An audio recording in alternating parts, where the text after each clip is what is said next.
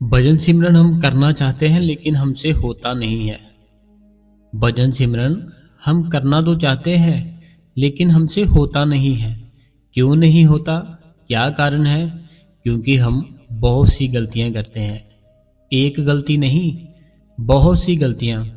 देखो, जब बाबा जी ने आपको नामदान दिया था, तब आपको जो नामदान दिया था, जो जुक्ति बताई थी, आपको उस टाइम जो जुक्ति बताई थी, आप सिर्फ और सिर्फ वही कर रहे हो और कुछ नहीं सोचते आप कि क्या ये अच्छा है, क्या ये बुरा है, क्या मैं ठीक कर रहा हूँ या मैं ठीक नहीं कर रहा हूँ।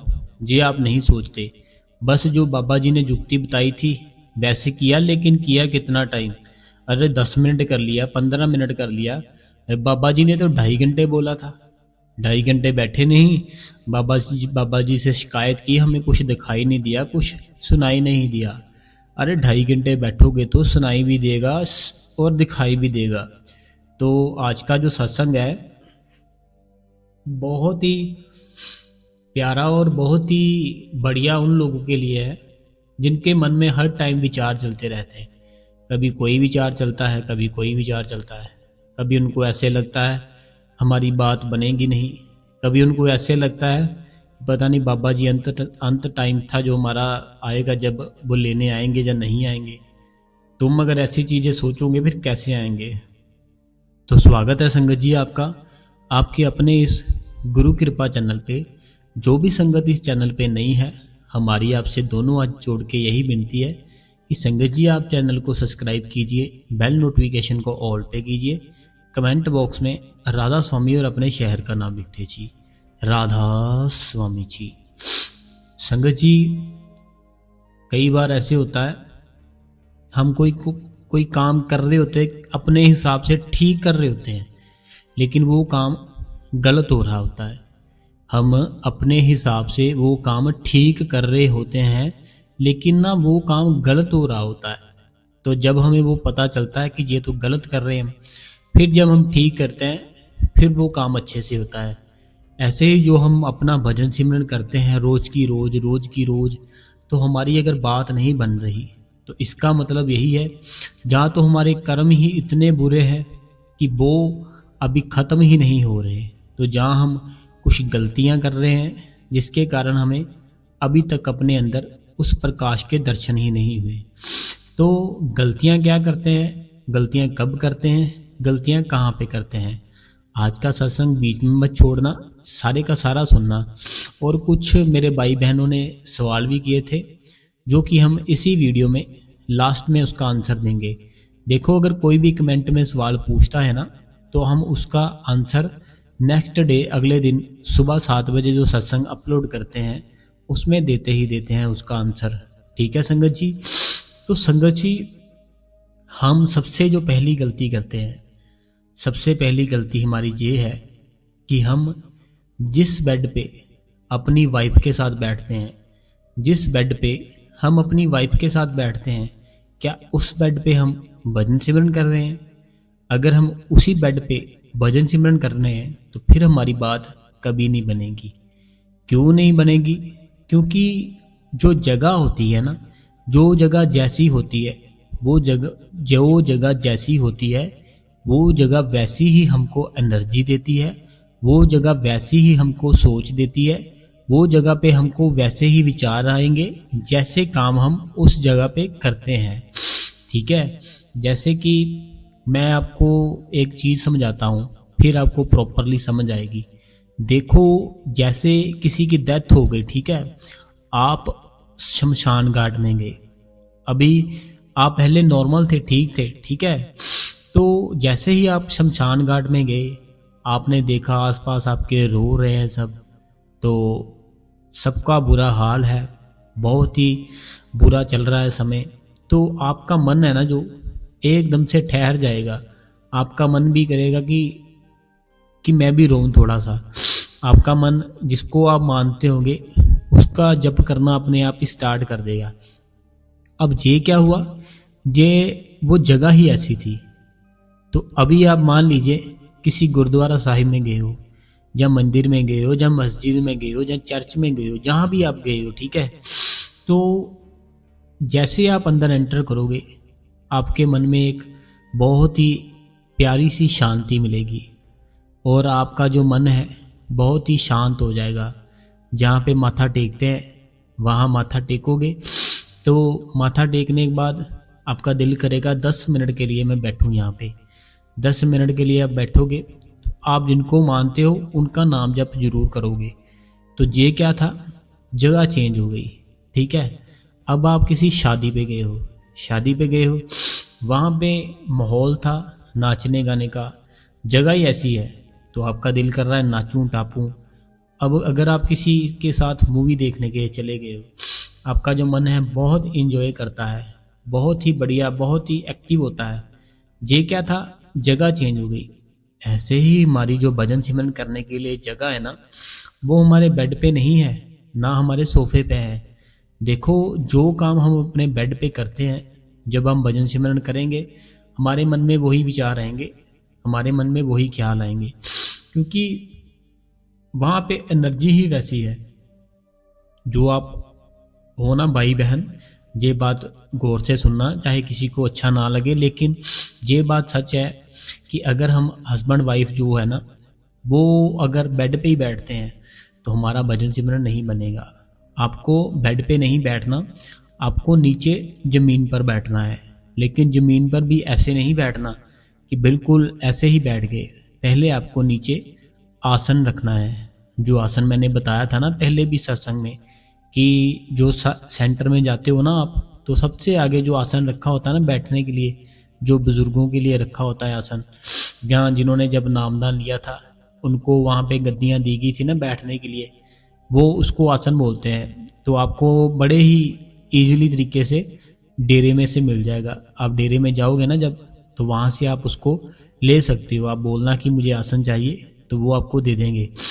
तो आपको ज़मीन के ऊपर वो आसन रखना है, फिर उसके ऊपर बैठना है। ठीक है, सबसे पहली गलती थी जो ये थी कि हम अपने बेड पर ही बैठ जाते हैं। बेड पे नहीं बैठना, क्योंकि बेड पे ऐसे ऐसे हमने, जो हस्बैंड वाइफ है, हमारे जो कर्म ही है, जो हमारा जो कर्म लिखा है, जो हम करते हैं, तो वो फिर एनर्जी वैसी ही आएगी। तो ना आपको सोफे पे बैठना है। सोफे पे बैठोगे तो तब भी आपका मन है जो गलत विचार आएंगे, गलत ख्याल आएंगे। सोफे पे भी आपको नहीं बैठना, बैठना है आपको नीचे ज़मीन पर, और उसके ऊपर ज़मीन के ऊपर आसन रखना है जो मैंने आपको अभी बताया, उसके ऊपर बैठना है। ठीक है, सबसे पहली गलती आप इसको ठीक करो। तो अब जो दूसरी गलती है, दूसरी गलती क्या है कि जो आप ना सिमरन करते हो, जब आप सिमरन करते हो ना, तो सिमरन करते करते आपकी बॉडी है ना, जो उसको हमने सुन्न करना होता है। जो आपकी बॉडी है उसको आपने सुन्न करना होता है। सुन्न कैसे, कि हमारा जो ख्याल है, हमारा जो ख्याल है ना, उसको आपने दोनों आँखों के बीच, जहाँ पे बहनें बिंदी लगाती है, जिसको आज्ञा चक्कर बोलते हैं, वहाँ पे लेकर आना है। दोनों आँखों के बीच, दोनों आँखों के बीच, दोनों आँखों के बीच, दोनों आँखों के बीच लाओ।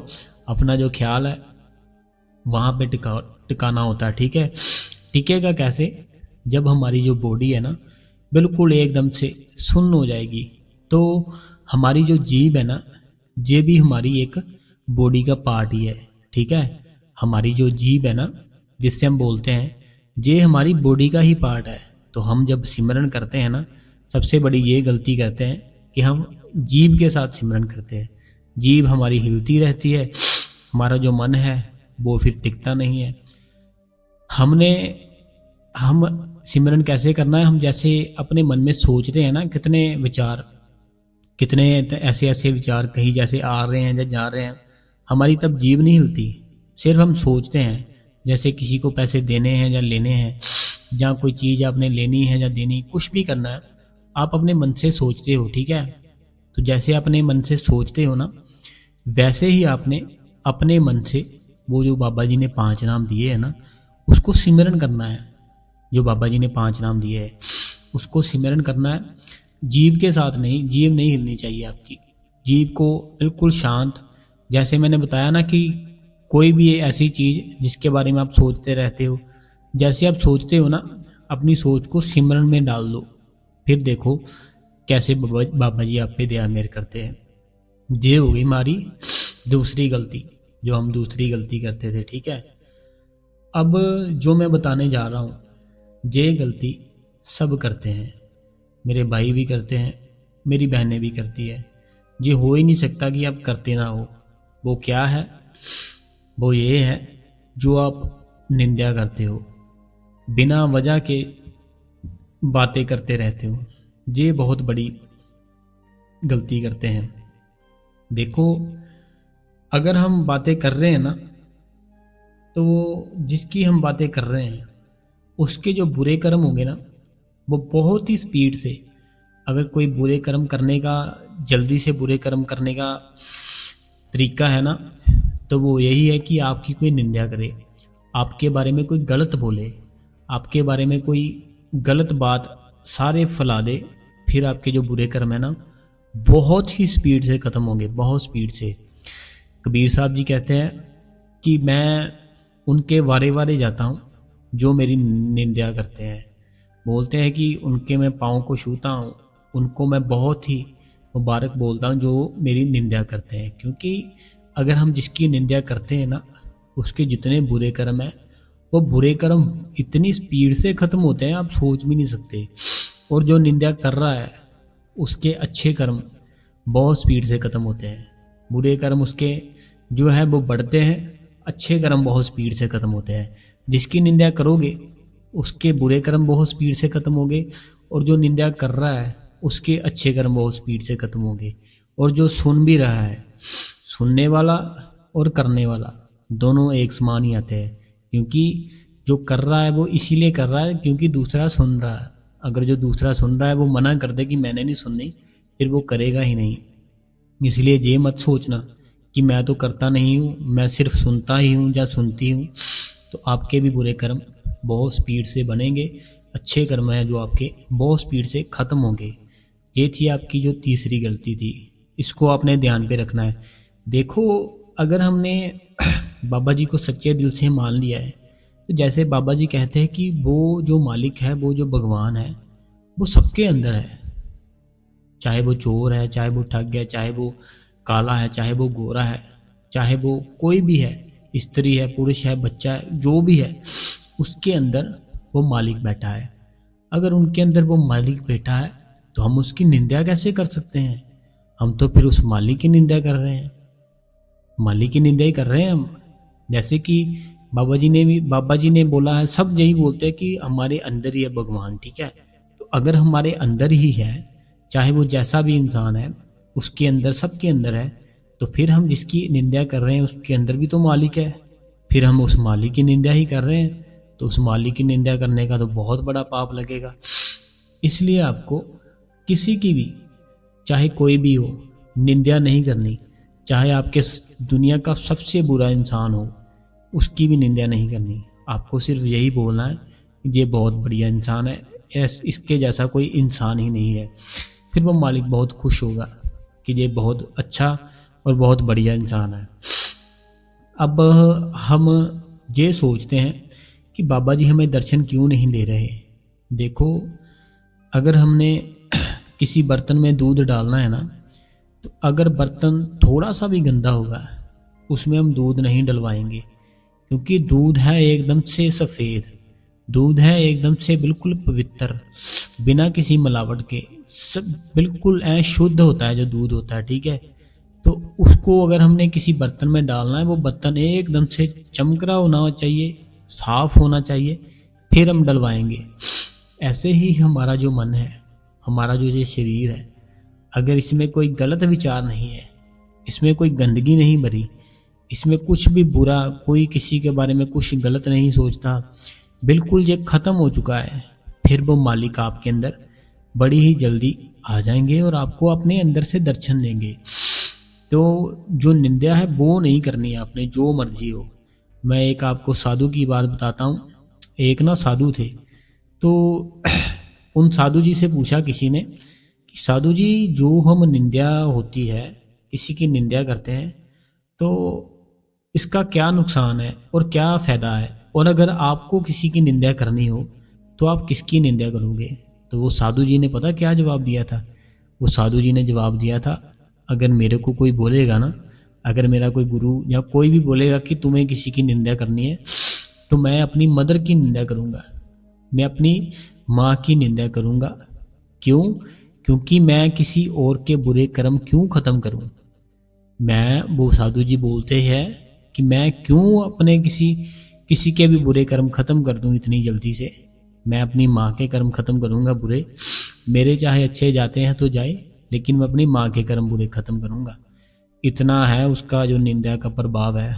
तो इसलिए मैं आपको बोलता हूँ, निंदा नहीं करनी और हर टाइम शांत रहना सीखो।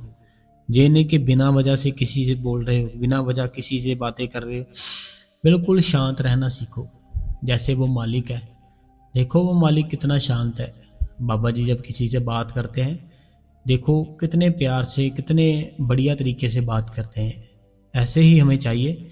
हमारे मन में कोई खोट है किसी के प्रति, हमारे मन में किसी से कोई दुश्मनी रखी हुई है, हमारे मन में कोई लालच है, हमें ये सब खत्म करना पड़ेगा, फिर हमारे अंदर वो मालिक आएगा। ऐसे नहीं आएगा। अगर आपने सच में उस मालिक के दर्शन करने हैं, तो वो मालिक तैयार बैठा है आने के लिए। 1 सेकंड नहीं लगाता, वो उसी टाइम आ जाता है। तो लेकिन आएगा कैसे? आपको पहले अपने अंदर उसकी जगह बनानी पड़ेगी। जगह बनेगी कैसे? अपने अंदर जितने बुरे विचार हैं, जितने बुरे ख्याल है, सबको निकाल फेंको, फिर वो मालिक आएगा। और जो जो मैंने आज आपको बातें बताई है, उन सब बातों का थोड़ा ख्याल रखो, फिर आप पे दया मेहर होगी। तो आज का जो सत्संग है हम यही ख़त्म करते हैं, और जो सवाल जवाब थे वो हम शुरू करते हैं। आज के सवाल जवाब ऐसे थे कि किसी बहन ने सवाल किया कि मेरे जो हस्बैंड है वो मेरे को ना तो सत्संग में जाने देते हैं, ना ही सत्संग सुनने देते हैं, और ना ही मुझे कुछ जैसे कि कोई सेंटर है वहाँ पे जाने देते हैं। तो मुझे कुछ समझ में नहीं आ रही कि मैं क्या करूँ क्या ना करूँ। तो इसके बारे में आप थोड़ा सा बताइए। तो देखो, बाबा जी से ये सवाल बहुत से ऐसे बहनें हैं कि जो करते हैं कि मेरे जो है हस्बैंड वो हमें जाने नहीं देते। तो आपको कुछ नहीं करना। आपने अगर नामदान ले रखा है तो आपको सिर्फ सिमरन करते रहना है और भजन करते रहना है। और आपने जैसे आपने लिखा था ना कमेंट में कि जब मेरे हस्बैंड जाते हैं फिर मैं सत्संग लगा लेती हूँ, मैं सत्संग सुन लेती हूँ। तो आपने बाबा जी के तो अब सत्संग आ ही जाते हैं, तो आप सत्संग सुन लिया करो अपने घर पर। जैसे आपके हस्बैंड नहीं हो घर पे, आप सत्संग सुनो। देखो हमारा जो मालिक है ना, हमारे जो बाबा जी है, उनको सब चीज़ों का पता है, उनको बताने की ज़रूरत नहीं है। अगर हम सच में उसको भगवान समझते हैं ना, भगवान को कुछ बताने की ज़रूरत नहीं होती। उनको पता है कि आप किस मुसीबत में हो, आपके ऊपर क्या चल रहा है, आपके ऊपर क्या नहीं चल रहा। तो अगर आपसे डेरे में नहीं भी ना जाया जाता तो इसमें कोई बात नहीं है। आपने भजन सिमरन करना है। तो आपके जैसे आपने लिखा था ना कि कहीं नाराज तो नहीं हो जाएंगे बाबा जी, ऐसा कुछ नहीं होता। बाबा जी नाराज नहीं होते। देखो, सत्संग हमें इसलिए जाना जरूरी होता है कि हमारा जो मन है हमारे कंट्रोल में रहे, हम कुछ गलत ना करें। हमारा मन, हम हर टाइम यही सोचे कि हम भजन सिमरन करें। सत्संग जाने का मकसद यही था कि हम भजन सिमरन रोज बैठे। तो अगर आप नहीं भी जा रहे हो सत्संग पे, तो आप भजन सिमरन रोज बैठो, फिर आपको सत्संग जाने की ज़रूरत ही नहीं है। तो जो आपने लिखा था ना कि नाराज तो नहीं हो जाएंगे बाबा जी, तो ऐसा कुछ नहीं होता, आपसे कोई नाराज नहीं होगा। तो आप बाबा जी के आगे जब भजन सिमरन पर बैठते हो ना, बाबा जी के आगे यही अर्ज किया करो कि बाबा जी, मैं जैसे भजन सिमरन पर बैठती हूँ तो आप मेरे पे दया मेहर करो, तो मेरे को मेरे अंदर ही दर्शन दो। मेरे से सत्संग पे नहीं आया जाता, मेरे जो हस्बैंड है मुझे नहीं आने देते। आपने अपने घर पे लड़ाई नहीं डालनी, जैसे आपके हस्बैंड बोलते हैं वैसे ही आप करो। तो बस मेंटेन सा करके रखो, जैसे कि डिसिप्लिन सा बना के रखो कि अगर वो जैसे चले जाते हैं, सत्संग सुनो, भजन सिमरन बैठो, कोई बात नहीं। वो मालिक, सिर्फ उस मालिक को भजन सिमरन चाहिए और कुछ नहीं चाहिए। भजन सिमरन पर बैठो, सब कुछ होगा। वो मालिक जानी जान है, हमको बताने की ज़रूरत नहीं है। दूसरा किसी ने सवाल किया था कि हम रोज़ बैठते हैं भजन सिमरन पर, तो लेकिन 1 मंथ हो गया है मुझे ना फीवर हो रखा है, तो जो फीवर हो रखा है वो मेरा अभी ठीक नहीं हुआ, तो मैं जैसे कि बैठे नहीं, ये कैथल से पूछा किसी ने, ठीक है। तो इस बात से बाबा जी नाराज तो नहीं हो जाएंगे या कुछ गलती तो नहीं हो जाएगी, ऐसे वैसे जो भी लिखा है उन्होंने। तो देखो, अगर आपको फीवर है तो फीवर में देखो, फीवर में आपकी जो आपकी जो सोच है वो तो किसी ने पकड़ नहीं ली है ना। आपको फीवर है, फीवर में क्या चाहिए, आपको रेस्ट चाहिए, तो आप रेस्ट करते करते भी उस मालिक का सिमरन कर सकते हो। जैसे हम लेटे हुए हैं ना, तो आपने पता क्या करना है, आपने लेटे लेटे ही वो सिमरन करना है, लेटे लेटे ही भजन कर लो, कोई बात नहीं। ये थोड़ी कि आप भजन ही छोड़ दो। जैसे आप लेटे हो ना सीधा, तो जैसे सीधा लेटे हो आप, ठीक है, तो लेटे लेटे आप सिमरन करो, लेटे लेटे ही आप भजन कर लो, क्योंकि मालिक हमारे से बेहतर जानता है कि हम किस प्रॉब्लम में हैं, हम क्या कर रहे हैं। उसको पता है कि आप नहीं बैठ सकते, तो लेकिन अगर आप उसको ये पता है कि आप नहीं बैठ सकते, लेकिन जैसे हो उस अवस्था में तो करो आप भजन सिमरन करो, तो लेटे लेटे कर लो, कोई बात नहीं, भजन करो लेटे लेटे कर लो, कोई बात नहीं। मैं आपको एक बात बताता हूँ, ये बात सुन के ना आपके मन को बहुत अच्छा लगेगा और आप मोटिवेशन भी होगे। एक ना थे मेरे कोई जानकार, तो उनका इतना भजन सिमरन था, मैं बता ही नहीं सकता उनके बारे में। मैं जब भी उनको याद करता हूँ ना, मेरा दिल पता नहीं क्या हो जाता है मेरे को। उनका इतना भजन सिमरन था, इतना भजन सिमरन था कि उनको ऐसे, आपने जैसे बोला ना कि मैं ठीक नहीं हूँ, ऐसे ना वो ठीक नहीं थे, और वो ना हॉस्पिटल में एडमिट थे। तो वो ना रोज रात को जो अमृत वेला जो बाबा जी ने बताया ना 2:30 बजे, वो बैठते ही बैठते थे, 2.5 घंटे नहीं, वो 5-5 घंटे बैठते थे, ठीक है। वो उस माली का रूप ही थे जिनकी मैं बात कर रहा हूँ, ठीक है। तो हुआ कुछ ऐसे, वो हॉस्पिटल में एडमिट थे, उनको कोई प्रॉब्लम थी, तो कुछ दिन उन्होंने हॉस्पिटल रहना था। तो आप यकीन करना कि उनके हाथ पे ड्रिप लगी हुई थी, हाथ पे उनके ड्रिप लगी थी। तो वो क्या बोलते कि मेरे को एक साइड पे जैसे होता ना कि दोनों साइड पे कोई उनको पकड़ ले, ऐसे उन्होंने बोला कि मुझे ना दोनों साइड से आप पकड़ लो। मैंने 5-6 घंटे तो नहीं, लेकिन जितना भी बैठा जाएगा 1 घंटा 2 घंटे मैं बैठूंगा, मैं छुट्टी नहीं करूंगा एक भी।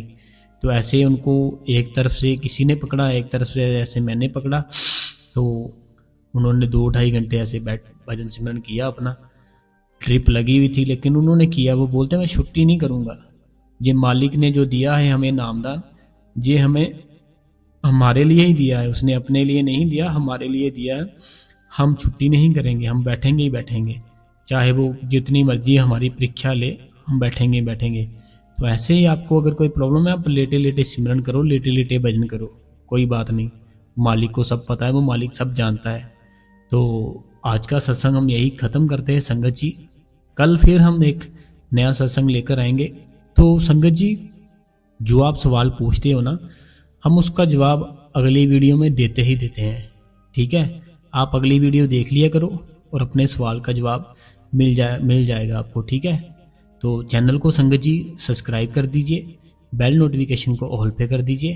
कमेंट बॉक्स में राधा स्वामी अपने शहर का नाम लिख दीजिए।